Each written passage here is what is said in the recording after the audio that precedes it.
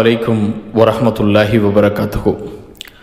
இன்றைய தினம் நம்மளுடைய தந்தை, மனிதகுலத்தினுடைய முதல் படைப்பு ஆதம் அலைஹிஸ்ஸலாம் அவர்கள் குறித்து குர்ஆனும் ஹதீஸும் சொல்லக்கூடிய அவர்களுடைய வரலாற்றினை நாம் பார்க்க இருக்கிறோம்.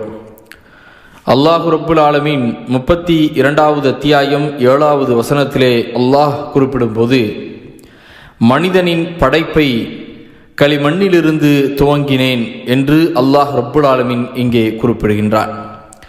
மேலும் அல்லாஹ் ரப்புல் ஆலமீன் கூறும் பொழுது 15வது அத்தியாயம் 26வது வசனத்திலே, காய்ந்தால் தட்டினால் ஓசை வரக்கூடிய, சப்தம் வரக்கூடிய களிமண்ணிலிருந்து நிச்சயமாக நாம் மனிதனை படைத்தோம் என்று அல்லாஹ் ரப்புல் ஆலமீன் இங்கே குறிப்பிடுகின்றான்.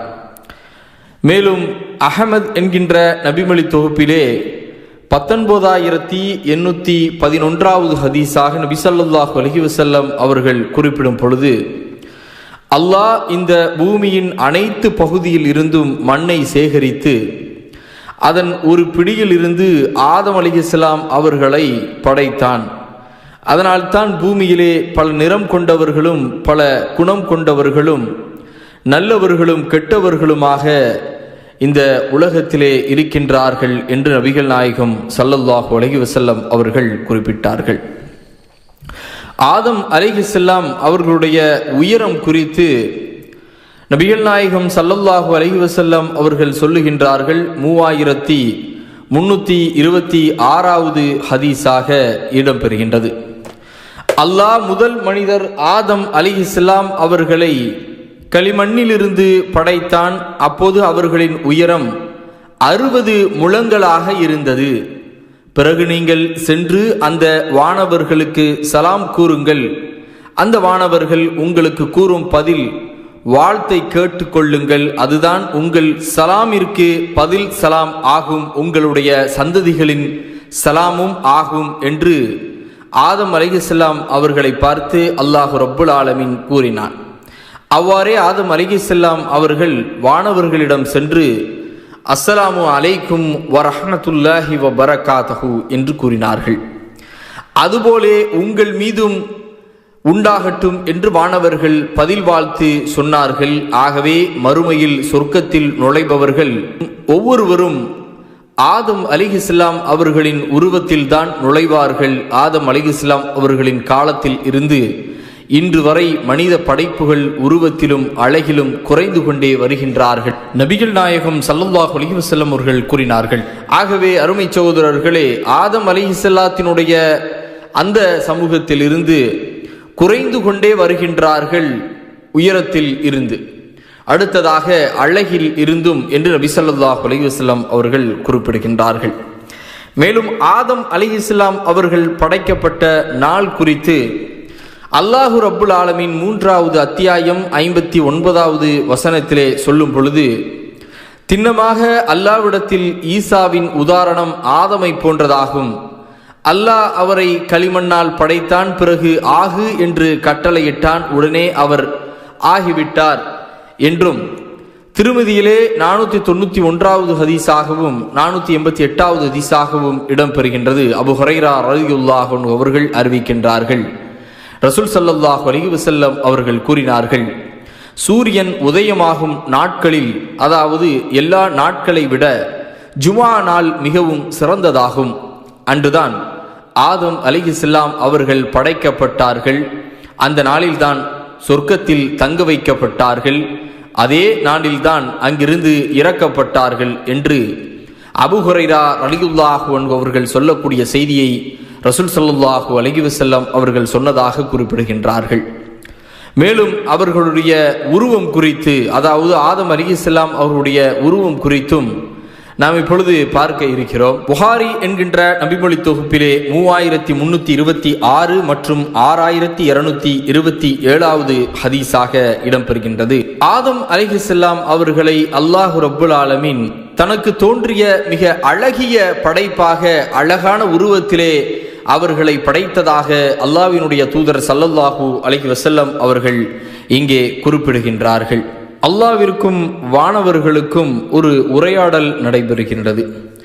அது குறித்து இப்பொழுது நாம் பார்க்கலாம். 38வது அத்தியாயம் 71வது வசனத்திலிருந்து 75வது வசனம் வரைக்கும் இங்கே குறிப்பிடும்போது அல்லாஹ் மலக்குகளை நோக்கி கூறுகின்றான், நான் மனிதனை களிமண்ணால் படைக்கப் போகிறேன் என்று கூறிய நேரத்திலே நான் அவரை செப்பனிட்டு அவருக்குள் நாம் படைத்த நம்முடைய உயிரையும் புகுத்தினால் அவருக்கு நீங்கள் சிரம் பணியுங்கள் என்று கூறினான் அல்லாஹ் ரப்பல் ஆலமீன்.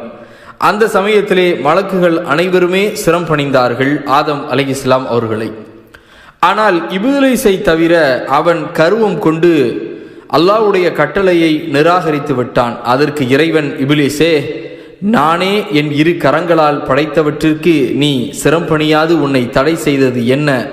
நீ உன்னை மிக பெரியவனாக மதித்து கொண்டாயா, அல்லது நீ என்னுடைய கட்டளைக்கு கீழ்ப்படியக்கூடாது என உயர்ந்த பதவி உடையவனாக்கி விட்டாயா என்று அல்லாஹ் ரப்புல் ஆலமீன் அங்கே இப்லீஸை நோக்கி, தற்பெருமை ஆணவம் கொண்டு இருந்த இப்லீஸை நோக்கி அல்லாஹ் கேள்வி கேட்கிறான்.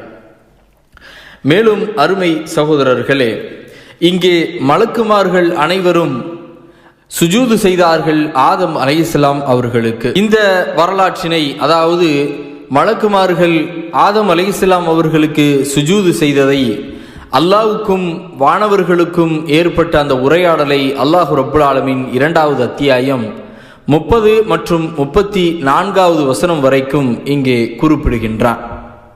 மேலும் முஸ்லிம் என்கின்ற நபிமொழி தொகுப்பிலே அன்னை ஆயிஷா ரலியல்லாஹு அன்ஹா அவர்கள் அறிவிக்கக்கூடிய செய்தி, நபிகள் நாயகம் ஸல்லல்லாஹு அலைஹி வஸல்லம் அவர்கள் குறிப்பிட்டார்கள், வானவர்கள் ஒளியால் படைக்கப்பட்டவர்கள், இப்லீஸ் தீப்பிழம்பு அதிலிருந்து படைக்கப்பட்டான், ஆதமோ உங்களுக்கு திருக்குர்ஆனிலே எடுத்துரைக்கப்பட்டபடி மண்ணிலிருந்து படைத்தான் அல்லாஹ் என்று இங்கே நபி ஸல்லல்லாஹு அலைஹி வஸல்லம் அவர்கள் சொன்ன செய்தியை அறிவிக்கின்றார்கள் அன்னை ஆயிஷா ரலியல்லாஹு அன்ஹா அவர்கள். அடுத்ததாக ஹவ்வா அலைஹிஸ்ஸலாம் அவர்களுடைய படைப்பு குறித்தும் அல்லாஹ் ரப்புல் ஆலமீன் 4வது அத்தியாயம் 1வது வசனத்திலே குறிப்பிடுகின்றார், மனிதர்களே, உங்களை ஒரே ஒருவரில் இருந்து படைத்த உங்கள் இறைவனை அஞ்சுங்கள், அவரில் இருந்து அவரது துணையை படைத்தான், அந்த இருவரில் இருந்து ஏராளமான ஆண்களையும் பெண்களையும் பல்கி பெருகச் செய்தான் என்று அல்லாஹ் ரப்புல் ஆலமீன் இங்கே குறிப்பிடுகின்றான்.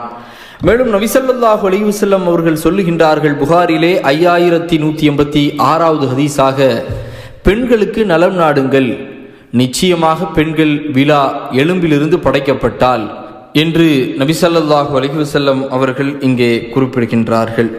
இப்போது ஆதம் அலைஹிஸ்ஸலாம் அவர்களுக்கு துணையாக ஹவ்வா அலைஹிஸ்ஸலாம் அவர்களை அல்லாஹ் ரப்புல் ஆலமீன் ஆதம் அலைஹிஸ்ஸலாம் அவர்களில் இருந்து படைத்து விட்டான். பிறகு அல்லாஹ் குறிப்பிடும் பொழுது 2வது அத்தியாயம் 35வது வசனத்திலே, ஆதமே, நீரும் உம் மனைவியும் இந்த சொர்க்கத்தில் குடியேறுங்கள், இருவரும் விரும்பியவாறு தாராளமாக இதில் உண்ணுங்கள், இந்த மரத்தை மட்டும் நெருங்காதீர்கள், நெருங்கினால் அநீதி இழைத்தோர் ஆவீர்கள் என்று அல்லாஹ் ரப்புல் ஆலமீன் சொல்லிவிட்டான். ஆனால் ஷைத்தானுடைய சூழ்ச்சி குறித்தும் இங்கே நாம் பார்க்க வேண்டும். 7வது அத்தியாயத்திலே 20 முதல் 23வது வசனம் வரைக்கும் அல்லாஹ் இங்கே குறிப்பிடும் போது, அந்த இருவரையும் ஏமாற்றி தரம் தாழ்த்தினான் ஷைத்தான். அந்த இருவரும் அந்த மரத்தின் கனியை சுவைத்த போது அவர்களின் வெட்கத்தலங்கள் அவர்களுக்கு தெரிந்தன. இருவரும் சொர்க்கத்தின் இலையினால் தம்மை மூடிக்கொள்ள முயன்றனர். அவர்களை அவர்களின் இறைவன் அழைத்து, இந்த மரத்தை நான் உங்களுக்கு தடுக்கவில்லையா? நிச்சயமாக ஷைத்தான் உங்கள் இருவருக்கும் பகிரங்க எதிரி என்று உங்களிடம் நான் கூறியிருக்கவில்லையா என்று கேட்டான். எங்கள் இறைவா, எங்களுக்கு நாங்களே தீங்கு இழைத்து கொண்டோம், எங்களை மன்னித்து அருள் புரியவில்லை என்றால் நிச்சயமாக நாங்கள் நஷ்டமடைந்தோராகவும் என்று அந்த இருவரும் அங்கே அல்லாஹ்விடத்திலே பிரார்த்தனை செய்தார்கள். பிறகு சொர்க்கத்தில் இருந்து நீங்கள் பூமிக்கு சென்று விடுங்கள் என்று அல்லாஹ் ரப்புல் ஆலமீன் சொன்ன அந்த வசனம் 2வது அத்தியாயம் 38வது வசனத்திலே அல்லாஹ் ரப்புல் ஆலமீன் குறிப்பிடுகின்றான், இங்கிருந்து நீங்கள் இறங்கி விடுங்கள், நிச்சயமாக என்னிடமிருந்து உங்களுக்கு நேர்வழி வரும், எனது நேர்வழியை பின்பற்றுவோருக்கு அந்த அச்சமும் இல்லை, அவர்கள் கவலைப்படவும் மாட்டார்கள் என்று அல்லாஹ் இங்கே குறிப்பிடுகின்றான். மேலும் அருமை சகோதரர்களே, 3வது அத்தியாயம் 96வது வசனத்திலே, இவ்வுலகில் இறைவனை வணங்குவதற்கென மனிதர்களுக்கு அமைக்கப்பட்ட ஆலயங்களில் முதன்மையானது நிச்சயமாக பக்காவில், அதாவது மக்காவில் இருப்பதுதான். அது மிக்க பாக்கியம் உள்ளதாகவும் உலகத்தாருக்கு நேரான வழியை அறிவிக்கக்கூடியதாகவும் இருக்கின்றது என்று ஆதம் அலைஹிஸ்ஸலாம் அவர்கள் அல்லாஹ்வை வணங்குவதற்காகவும் அவனிடத்திலே பாவ மன்னிப்பு கேட்பதற்காகவும் கட்டிய முதல் பள்ளிவாசலாகும் பக்கா, அதாவது மக்காவிலே இருக்கக்கூடிய காபா. ஆதம் அலைஹிஸ்ஸலாம் அவர்களுக்கு குழந்தைகள் பிறந்தது. அதற்கு பிறகு அவர்கள் என்னென்ன செய்தார்கள், ஆதம் அலைஹிஸ்ஸலாம் அவர்கள் இறங்கப்பட்ட இடம் எது என்றெல்லாம் குறித்து நாம் விளக்கமாக அடுத்த வீடியோவிலே ஆதம் அலைஹிஸ்ஸலாம் அவர்களுடைய வரலாற்று தொடராக பார்க்க இருக்கிறோம். இன்ஷா அல்லாஹ் நீங்கள் எங்களுடைய சேனலை சப்ஸ்கிரைப் செய்து கொள்ளுங்கள்.